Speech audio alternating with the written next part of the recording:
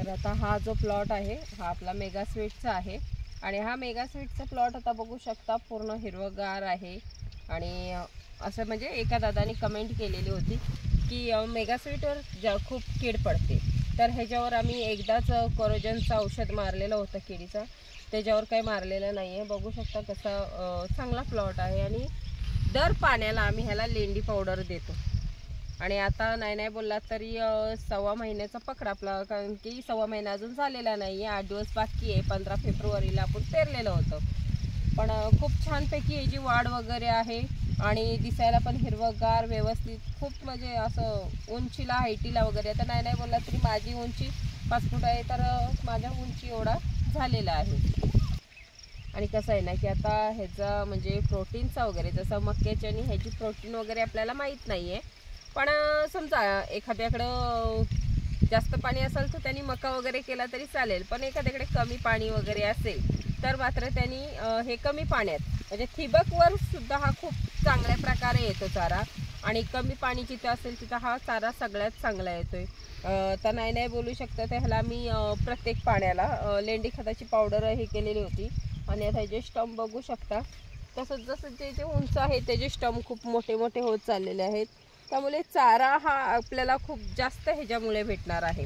कारण की खालपासून जे स्टंप म्हणजे एवढे फक्त दिसायला ते जाड आहेत पण मऊ आहेत ते, त्यामुळे त्याचाही चारा खूप चांगल्या प्रकारे आपल्याला भेटणार आहे। आणि हा चाऱ्यासाठी ह्याची जी वाढण्याची गती आहे ती मात्र खूप छान आहे। जसं आता मक्यात आणि ह्याच्यात जर फरक बघायला गेला तर हा फास्टमध्ये चारा वाढणार आहे। मेगा स्वीट हा लवकर वाढतोय आणि मका हा स्लो गतीने वाढतोय। आता आमच्या इथला तर तसा रिझल्ट आहे, बाकीचं मला माहीत नाही, कारण की मक्याची जी हाईट आहे ती खूप कमी आहे आणि जी मेगा स्वीटची हाईट आहे ती खूप जास्त आहे। तसं बघायला गेला तर आपला हे मेगा स्वीट जो आहे त्या मेगा स्वीटचे बोलतात की 3 कटिंग तरी होतात, तर 2 कटिंग जरी झाले तरी आता विचार करण्याची गोष्ट आहे की आता नाही बोलला तर हा जो आता माझ्या पुढे स्टम आहे ह्याला बघू शकता की 3 ते 4 असे फुटवे आलेले आहेत त्याला। आणि त्या फुटव्यानुसार जर समजा ज्वारीसारखा असेल की एकदा कट केलं त्याला जास्त फुटवे येतात, तसं जर ह्याला अनेक 2-3 फुटवे आले तर मात्र आत्ता जर ह्याचा 5 टन जरी चारा निघाला तरी 5 ते 6 टन ह्याचा चारा निघाला तरी पुढच्या टायमाला मात्र कटिंग केल्याच्यानंतर डबल फुटवे येणार आणि डबल फुटवे आल्याच्यानंतर चारा हा आपल्याला जास्त भेटणार। नाही बोला तर या 8 ते 10 टन आपल्याला ह्याचा नंतरच्या बारीन आपल्याला चारा भेटणार आहे। आता काही ठिकाणी बघायला गेला तर खूप गरमी आहे, वारं वगैरे काही ठिकाणी नसतं, पण आमच्या इथे बघू शकता वारं गार। आणि हा जो मेगा स्वीट आहे खूप छान प्रकारे असे वाऱ्याच्या ह्याच्यावर डोलतोय आणि मस्त अशी हवा सुटलेली आहे थंडगार।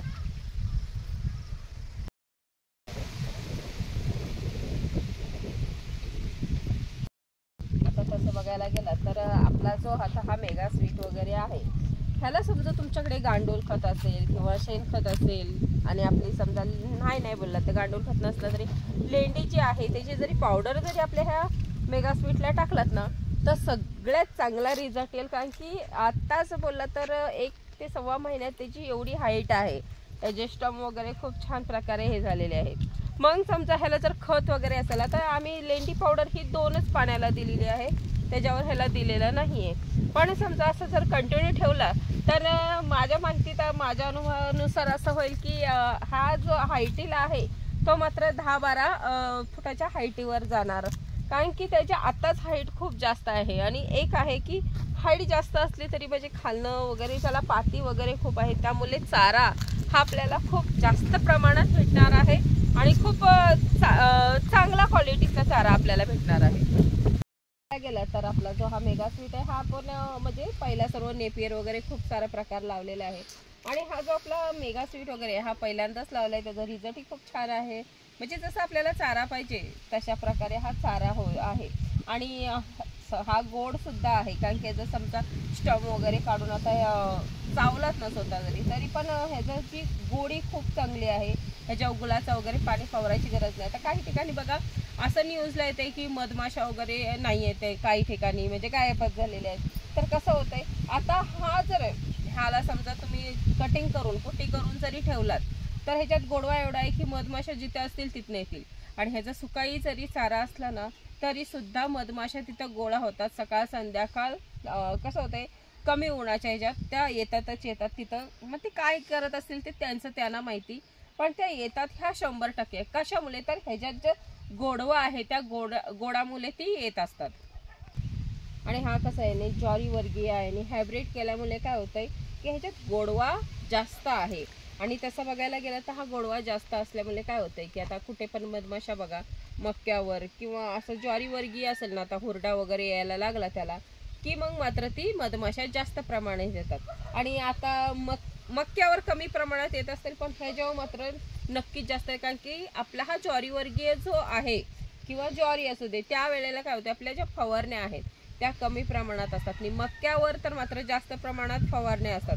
नाही बोलत आता आमचा जो मक्का आहे पाटपाण्यावरचा तिकडचा, तो त्याच्यावर 2 वेळा फवारणी केलेली आहे आणि ह्याच्यावर तर एकदाच केलेली आहे. त्यामुळे असा जो ज्वारी वर्गीय असेल तिथे मधमाशा येणारच, कारण की त्याच्यावर कमी फवारणी असते. प्रॉब्लेम पण येत नाही का, कसं असतं की जास्त विष असतो, जो आपण फवारणी करतो तो जास्त विष असतो. त्यामुळे काय होतं ह्या मधमाशांना त्रास होतो मग किंवा मरतात वगैरे, त्यामुळे त्या येत नाहीत. पण अशी जी काही कमी फवारणीवाली पिकं आहेत ज्वारी वगैरे, त्या वेळेला ती येतातच, कारण की आपल्याला त्यांना जे पाहिजे ते पण भेटतं. आणि एक आहे की आपल्याला मधमाशा वगैरे ज्या आपल्या भागात नसतात त्यांना काही ना बघायला पण भेटेल. आणि आमच्या भागाकडे तर मधमाशा ह्या आहेतच आहेत.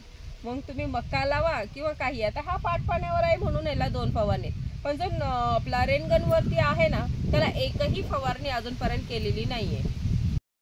पण तसं बघायला गेलात ना तर आता काही ठिकाणी खूप गरम होत आहे. आता तुमच्याकडे पण जर गरम होत असलं तर आमच्या इकडचं वातावरण बघू शकता, अगदी म्हणजे थंड आहे, वारं वगैरे खूप गार सुटलेलं आहे. आता रात्री पण म्हणजे आता 5-6 दिवस तर इतकं वारं आहे तर का विचारू नका. काही ठिकाणी असं वाटेल वादळाचं आलेलं आहे. मग अशा प्रकारे आमच्या इथं वारा चालू झालेला.